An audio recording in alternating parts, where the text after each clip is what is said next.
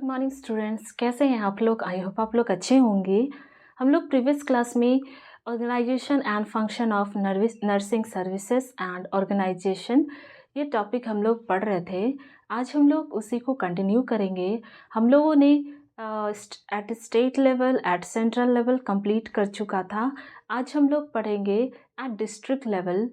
District का क्या responsibility होता है नर्सिंग सर्विसेज एंड एजुकेशन को लेकर।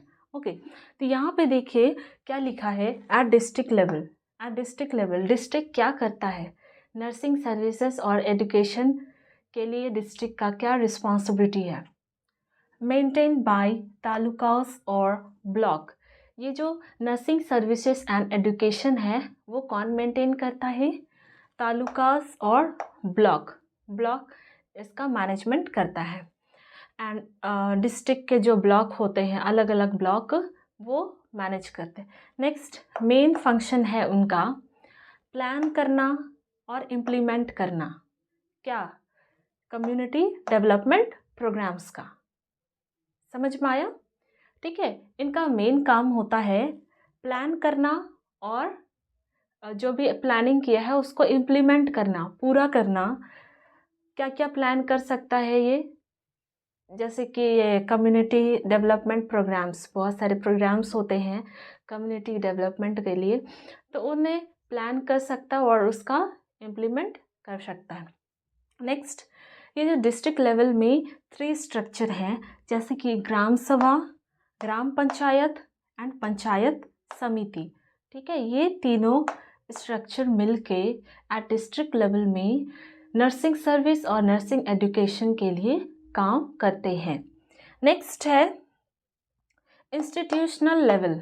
नेक्स्ट है हमारा इंस्टीट्यूशनल लेवल एट हॉस्पिटल। ठीक है, इंस्टीट्यूशनल लेवल, इंस्टीट्यूशन जैसे हॉस्पिटल एक इंस्टीट्यूशन है। ठीक है, तो देखिए एट हॉस्पिटल, हॉस्पिटल में नर्सिंग सर्विसेज और एजुकेशन कैसे कंडक्ट किए जाते हैं, कैसे रन किए जाते हैं। यहाँ पे देखिए हॉस्पिटल में नर्सिंग सुपरवाइज़र होते हैं। ठीक है, nursing supervisor. Next head nurse होती हैं, या फिर बोला जाए कॉलेज में, नर्सिंग कॉलेज में नर्सिंग ट्यूटर होती है। नेक्स्ट स्टाफ नर्स होती हैं, और कॉलेज में क्या होती है क्लिनिकल इंस्ट्रक्टर होती है, जो उनके प्रोसीजर के लिए हॉस्पिटल ले जाती है स्टूडेंट को। जितने भी नर्सिंग स्टूडेंट होते हैं उनके प्रोसीजर के लिए वो क्लिनिकल इंस्ट्रक्टर रिस्पॉन्सिबिलिटी लेती है। नेक्स्ट स्टूडेंट नर्स होते हैं हॉस्पिटल में जो सीखने गए हैं। नेक्स्ट पॉलिसीज़ एंड प्रोसीजर, ये सारे होते हैं। ठीक है, पॉलिसीज़ होते हैं हॉस्पिटल में, उसे फॉलो करना होता है। प्रोसीजर के गाइडलाइंस होते हैं, क्राइटेरिया होते हैं, स्टैंडर्ड मेथड होते हैं, उनको मेंटेन करना होता है। नेक्स्ट है इम्पॉर्टेंस टॉपिक। कुछ इम्पॉर्टेंस टॉपिक है उसे इंस्टीट्यूशन को फॉलो करना चाहिए, जैसे कि ऑर्गेनाइजेशन। ऑर्गेनाइजेशन के जो भी डायरेक्शन दिए हैं ऑर्गेनाइजेशन, उसी के हिसाब से काम करना चाहिए। स्टेटस एंड रिलेशनशिप, अपने हॉस्पिटल का स्टेटस एंड स्टाफ के बीच में रिलेशनशिप, ऑर्गेनाइजेशन के बीच में रिलेशनशिप, जितने भी एम्प्लॉय है उनके बीच में रिलेशनशिप क्या होना चाहिए, अच्छा होना चाहिए। तभी क्या होगा, एक हॉस्पिटल का स्टेटस अच्छा होगा, अच्छा होगा। नेक्स्ट स्टाफिंग पैटर्न और शिफ्ट पैटर्न। हॉस्पिटल में स्टाफिंग पैटर्न अच्छा होना चाहिए, उसमें ध्यान देना चाहिए। साथ ही साथ शिफ्ट पैटर्न, हर शिफ्ट, ए शिफ्ट, बी शिफ्ट, सी शिफ्ट में जितने भी स्टाफ नर्स चेंज होते हैं वो टाइमली होना चाहिए, कोऑर्डिनेशन होना चाहिए।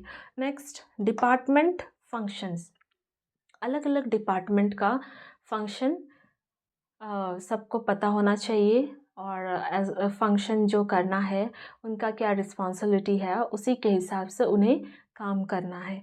नेक्स्ट रिक्वेशन ऑफ सप्लाईज, जितनी हॉस्पिटल में रिक्वायरमेंट है उनका सप्लाई अच्छे से होना चाहिए। Next utilization, care and maintenance of equipment, जितने भी इक्विपमेंट है आर्टिकल्स है हॉस्पिटल में उनका यूटिलाइजेशन होना चाहिए। ऐसा नहीं कि सारा आर्टिकल्स बस रखा हुआ है पेशेंट आ रहे हैं लेकिन उसका कोई यूज़ नहीं हो रहा है, उसे पेशेंट को फिर दूसरी जगह जाना पड़ रहा है, तो ऐसा नहीं होना चाहिए। उसका यूज़ होना चाहिए। साथ ही साथ पेशेंट को केयर प्रोवाइड करना चाहिए और जितने भी इक्विपमेंट है उसका अच्छे से क्लीनलीनेस, वर्किंग कंडीशन सारे अच्छे से चेक करते रहना चाहिए, ठीक है, जिससे कि ये इक्विपमेंट अच्छे से रहे। नेक्स्ट है नर्सिंग प्रोसीजर। नर्सिंग प्रोसीजर अच्छे से होना चाहिए। सभी एम्प्लॉय को, नर्सिंग स्टाफ को क्या होना चाहिए कि जो स्टैंडर्ड मेथड है प्रोसीजर का वो पता होना चाहिए। नेक्स्ट कोऑर्डिनेशन होना चाहिए एक दूसरे के बीच में, जो भी स्टाफ है वहाँ पे एक दूसरे के साथ अच्छा कोऑर्डिनेशन होना चाहिए। नेक्स्ट आइसोलेशन टेक्निक्स हैं, उनको आइसोलेशन टेक्निक के बारे में पता होना चाहिए कि अगर हम पेशेंट को आइसोलेशन कर रहे हैं तो क्या क्राइटेरिया है, क्या गाइडलाइन है, कैसे पेशेंट को हम आइसोलेशन में रखेंगे। मेनली हम लोग कम्युनिकेबल डिजीज़ वाले पेशेंट को आइसोलेशन में रखते हैं। तो जो भी एम्प्लॉय है, स्टाफ है, उनको ये पता होना चाहिए। Next handling patient clothing and valuables. Patient के जो भी क्लोथ है और वैल्यूबल्स मीन्स सामान, पेशेंट का सामान, जैसे कि हॉस्पिटल में पेशेंट एडमिट होने के लिए आया, वो उनके साथ क्या है, क्लोथ है, तो उनको क्लोथ चेंज कर दिया जाता है, हॉस्पिटल ड्रेस पहनाया जाता है। नेक्स्ट उनके ज्वेलरीज, जो वैल्यूबल चीज़ बोला जाता है, इसे वैल्यूबल किसे बोला जाता है, जैसे उसके बिलोंगिंग्स जितने भी सामान हैं, ज्वेलरी हो सकता है, नेक्स्ट कुछ कार्ड्स हो सकते हैं, तो ये सारे को आपको अच्छे से रखना है। तो ये है हैंडलिंग। ओके, तो आई होप यहाँ तक आप लोगों को क्लियर होगा। अभी हम लोग एट डिस्ट्रिक्ट लेवल पढ़ लिए, उसके बाद हम लोग देखें इंस्टीट्यूशनल लेवल में जो भी नर्सिंग सर्विसेज है, नर्सिंग एजुकेशन है, कैसे रन किए जाते हैं, क्या इम्पोर्टेंट्स टॉपिक है जो एक हॉस्पिटल में फॉलो करना चाहिए, ऑर्गेनाइजेशन में फॉलो करना चाहिए, टॉप लेवल स्टाफ से लेकर जूनियर स्टाफ तक सभी को फॉलो करना चाहिए। आई होप यहाँ तक आप लोगों को क्लियर होगा। अगर कुछ डाउट होगा तो आप लोग कमेंट करके पूछ सकते हैं।